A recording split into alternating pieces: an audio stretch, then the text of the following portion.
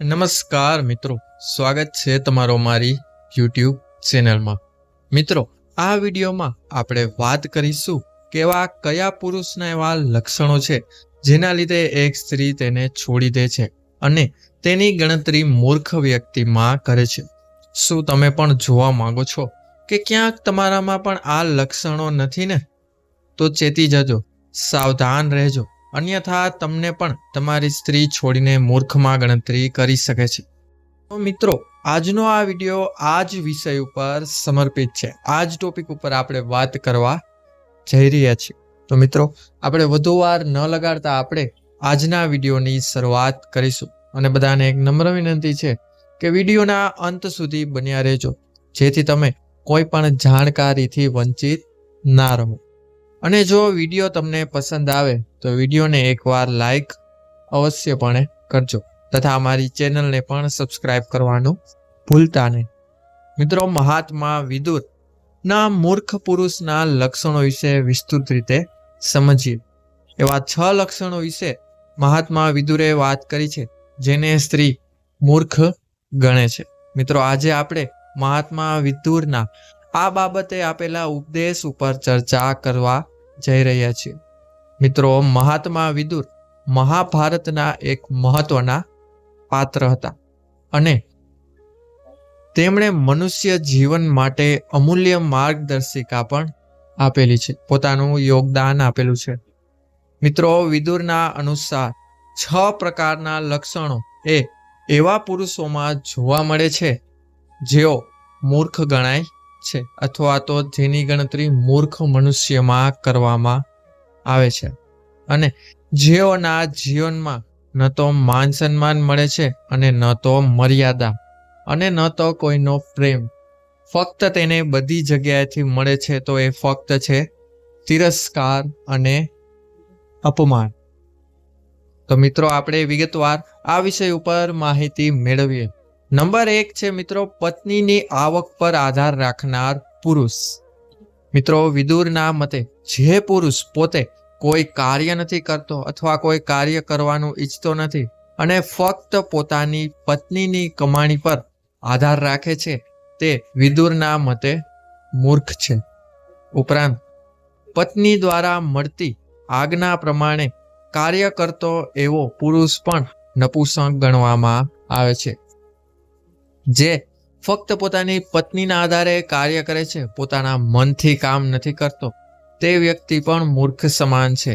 તે પોતાનું સ્વાભિમાન ગુમાવી બેસે છે, ઉપરાંત સમાજમાં તેની કોઈ પ્રતિષ્ઠા રહેતી નથી। ઉપરાંત તે પોતાના પરિવારમાં પણ પોતાનું માન સન્માન ખોઈ બેઠે છે અને બધા તેને તિરસ્કાર અને ક્રોધની નજરથી જોવા લાગે છે। તેથી એક પુરુષે ક્યારેય પણ પોતાના પત્નીના આધારે રહેવું જોઈએ નહીં। નંબર 2 છે મિત્રો, સ્ત્રીઓના ખોટી પ્રશંસા કરવાથી પ્રભાવિત થનાર પુરુષ। મિત્રો, મહાત્મા વિદુર કહે છે કે જે પુરુષ સ્ત્રીઓની ખોટી પ્રશંસાથી ખુશ થઈ જાય છે અને તરત જ પ્રભાવિત થઈને પ્રફુલ્લિત થઈ જાય છે, ઉપરાંત તેમની પાછળ દોડે છે અને ફક્ત તેની સાથે જ રહે છે, તે વ્યક્તિ મૂર્ખ સમાન છે। તે સ્ત્રીઓની ચળકતી વાતોમાં આવીને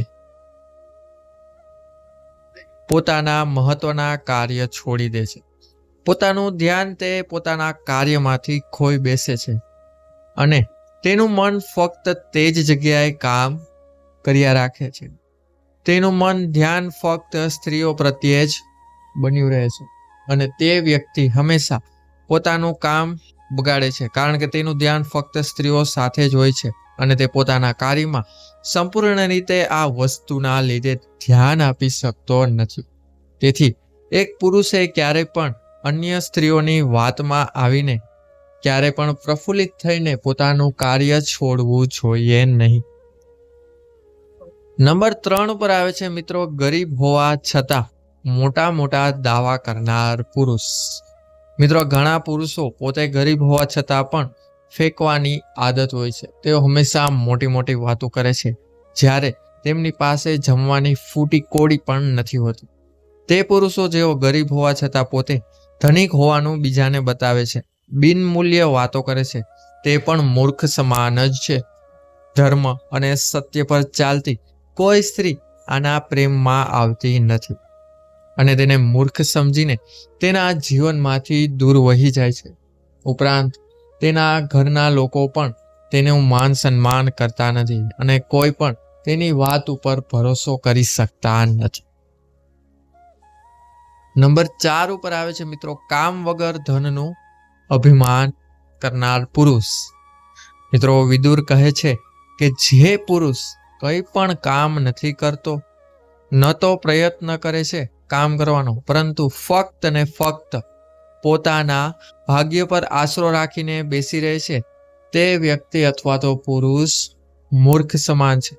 અને ફક્ત ભાગ્યના આધારે બેસીને ધનના સપના જીવવાના માર્ગે ચાલે છે, તે પણ મૂર્ખ જ કહેવાય છે. મિત્રો, જીવનમાં ધન મેળવવા પરિશ્રમ કરવો ખૂબ જ જરૂરી છે.